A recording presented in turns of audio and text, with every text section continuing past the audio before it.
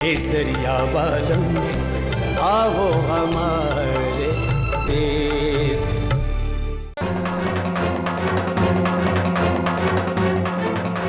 बाबू हट जा किसी। बाबू जी की कोई गलती ना है। अरे तारी जीजी को जीने का कोई अधिकार नहीं है। हट जा वरना आप मारे को मार दोगे। हाँ। मार दो, पर मैं जीजी को कुछ नहीं होने दूंगा।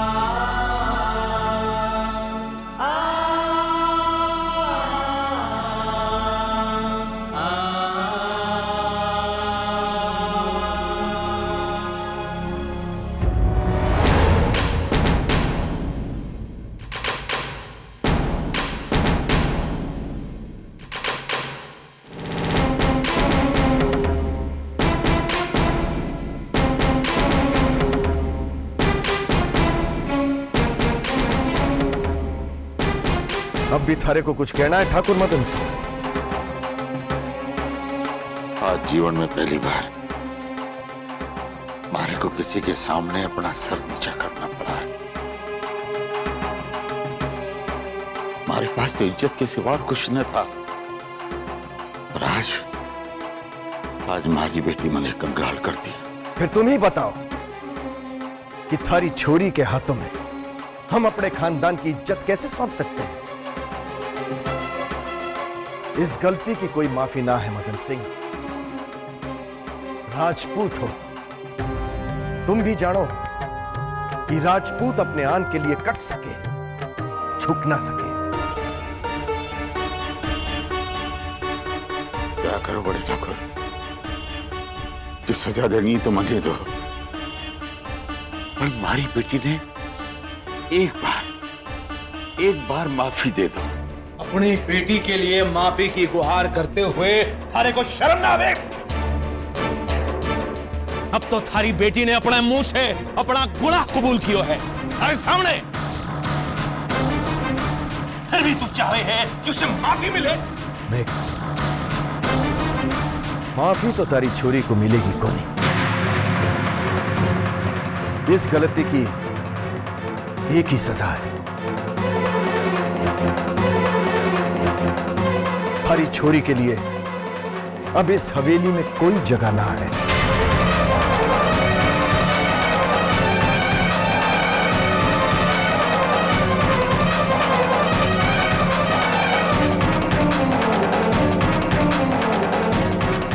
ना बड़े ठाकुर ना, हमारी छोरी का जीवन बर्बाद हो जाएगा। एक नहीं, दोनों छोरियों का। गेहूं के साथ घुन भी पिसे ही है मदन सिंह। तू अपनी बेटी को लेवाने आया है ना, सो ले जा, पर उसे वापस कभी मत भेजना।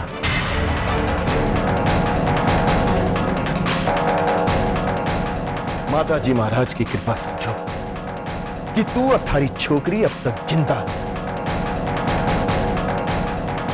निकल जाओ यहां से, निकल जाओ।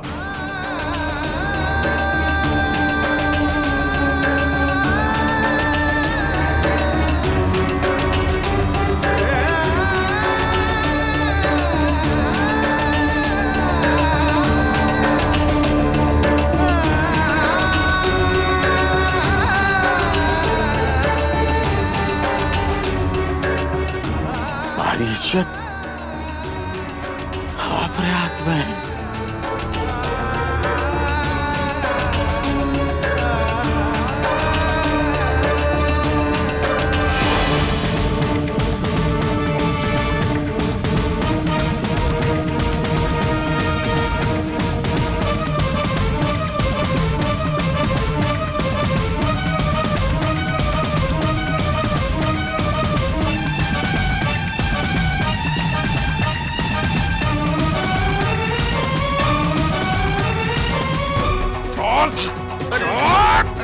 निकल यहाँ से।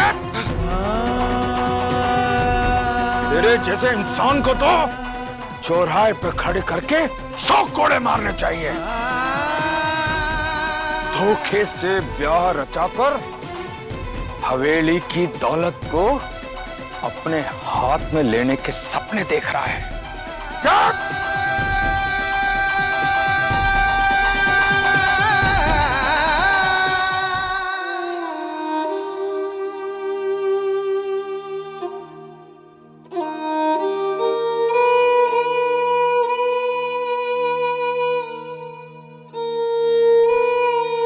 ठाकुर साहब ने आपको हवेली से बाहर निकाल दिया है जीजी।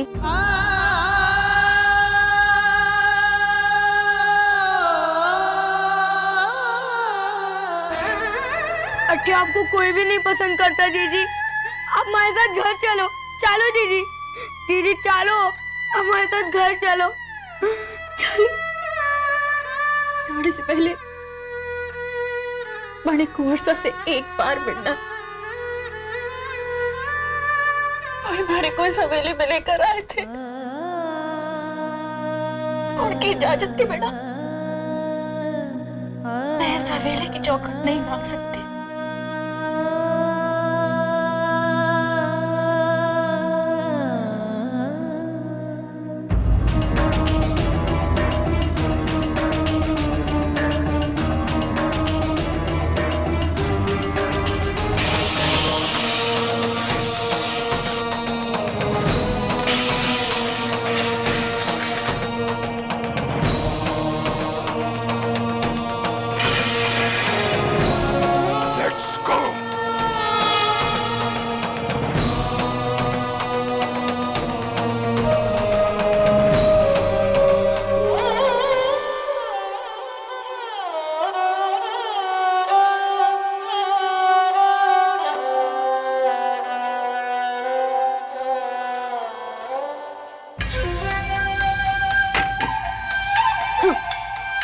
अपनी औकात भूल गए थे। चले थे इस हवेली पे राज करने के सपने देखने। ठाकुर भंवर सिंह का समधी बनकर मदन सिंह अपने आप को इस हवेली का हिस्सा मानने लगा था। देखा जीजी, हवेली में पैर रखने की कितनी बड़ी कीमत चुकानी पड़ी उस मदन सिंह को।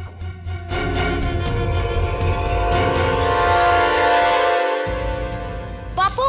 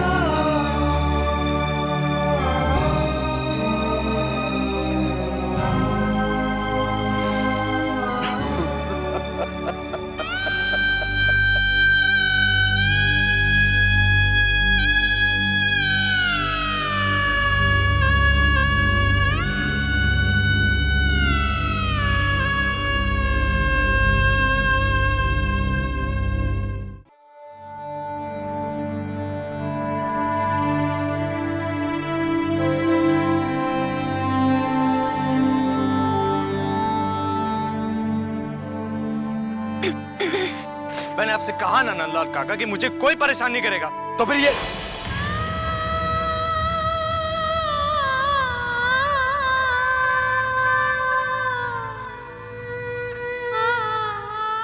अब क्यों आई हो यहाँ? मुझे तुम्हारी शक्ल से सख्त नफरत है। जाओ यहाँ से। वही बताने आई हूं मैं कि मैं जा रही हूं। फिर शायद कभी लौट के ना आ पाऊंगी। यही हुक्म सुनाया गया है हमारे को।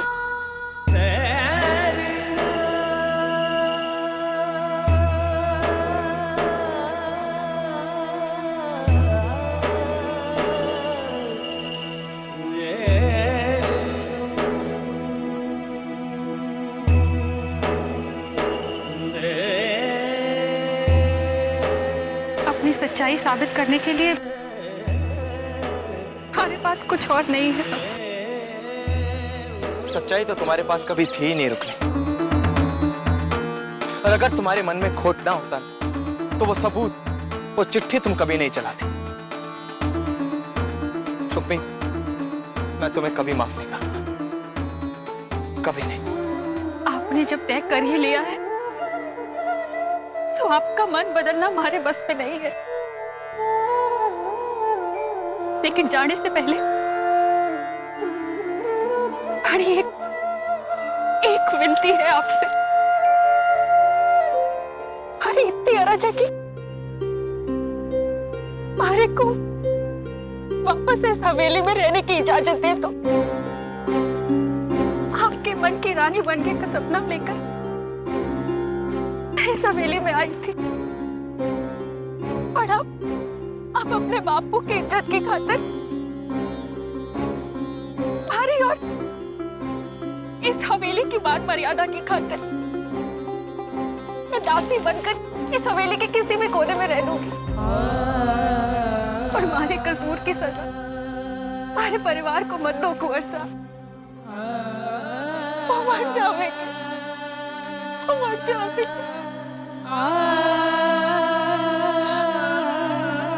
आपने हमारे से वादा किया था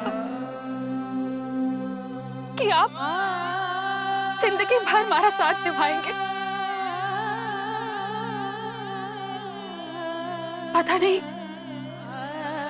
उस वादे का वास्ता देने का अधिकार मन में है कि नहीं, पर वादा, अधिकार, इन शब्दों का मतलब भी जानती हो तुम रुक्मी? हाँ? वादा निभाने के लिए विश्वास की जरूरत होती है और अधिकार मिलता है प्यार से। लेकिन तुमने तो मेरे विश्वास और प्यार दोनों का गला घोट दिया। उसके बावजूद तुम चाहती हो कि मैं तुम्हें इस हवेली में रहने दूं। नफरत है मुझे तुमसे, तुम्हारी सूरत से। और सच बोलूं रुक्मी, आज जब तुम इस हवेली से बाहर जा रही हो तो कहीं ना कहीं मेरे दिल को बहुत सुकून मिल रहा है, बहुत सुकून।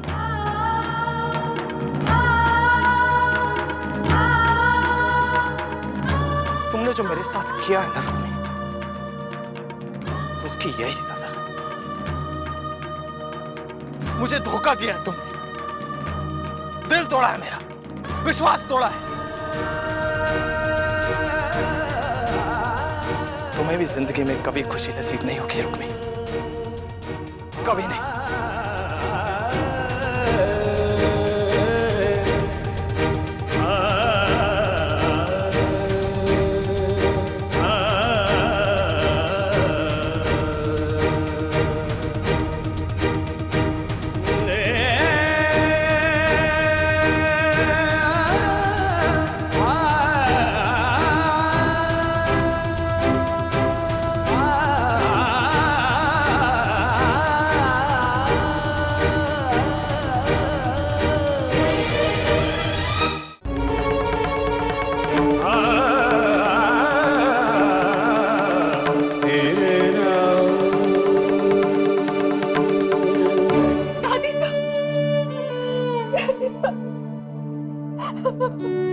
झूठे आंसुओं से कोई रिश्ते नहीं जुड़ते छुरी, बह जाते हैं।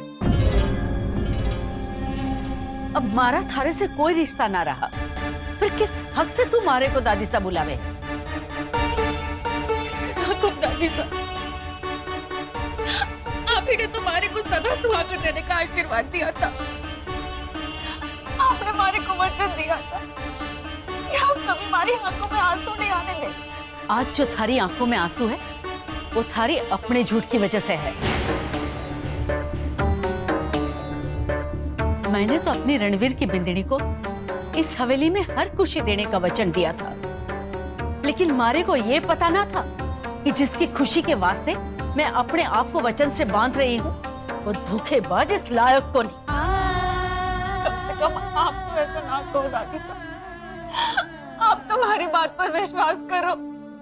मैंने कुंवर साहब को बड़ वचन से अपना माना है, तो मैं उन्हें धोखा देने का पाप कैसे कर सकूं? पाप और पुण्य का फैसला सिर्फ माताजी महाराजी कर सके हैं। उन्हें माताजी महाराज की कसम खाकर कहूं, मैंने कोई धोखा नहीं दिया दादी साहब। मेरे को इस घर में रहने दो दादी साहब। अपने आप को सच्चा साबित करने का इतना जुनून है थारे में कि तू माताजी महाराज की झूठी सौगंध खाने से भी ना कतराई। नहीं दादी साहब, हमारी बात बिल्कुल सच है। आपको हमारी जो भी परीक्षा लेनी हो ले लो, पढ़ने मंजूर है।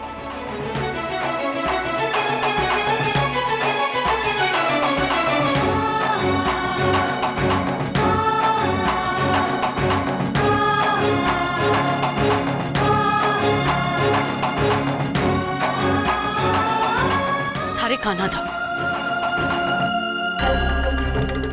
अपने हाथों से तूने इनकी प्रतिष्ठा की है ना, तो इन्हीं की कसम खाकर थारे को यह साबित करना होगा कि थारे मन में कोई चोर ना है, कोई पाप ना है। कर सकेगी? और जिस थारी कसम झूठी निकली तो थारे परिवार को कोई बचा ना पावेगा, सबको मरा हुआ देखेगी तू।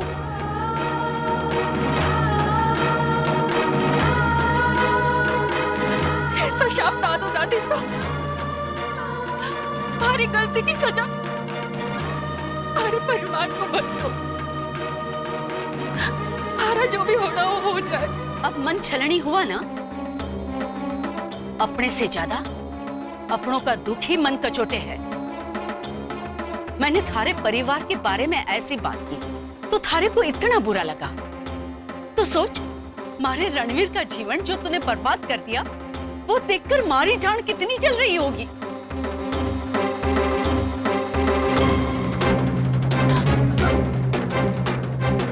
इस आरती के दिए के अग्नि को साक्षी मानकर कसम खा कि रणवीर से ब्याह करते हुए थारे मन में कोई खोट न था,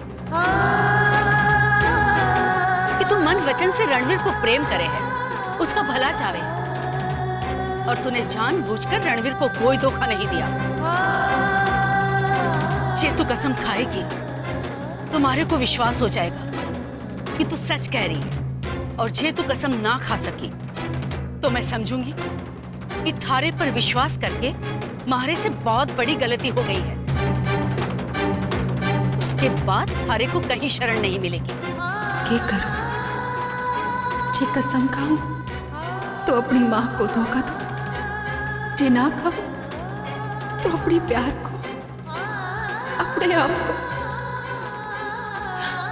कान्हा ये कैसी विपदा है? बस इतने में ही हार मान ली? सच्चाई से नजरें नहीं मिला पा रही हो ना? जे हिम्मत हो, अपने सच पे भरोसा हो तो खा कसम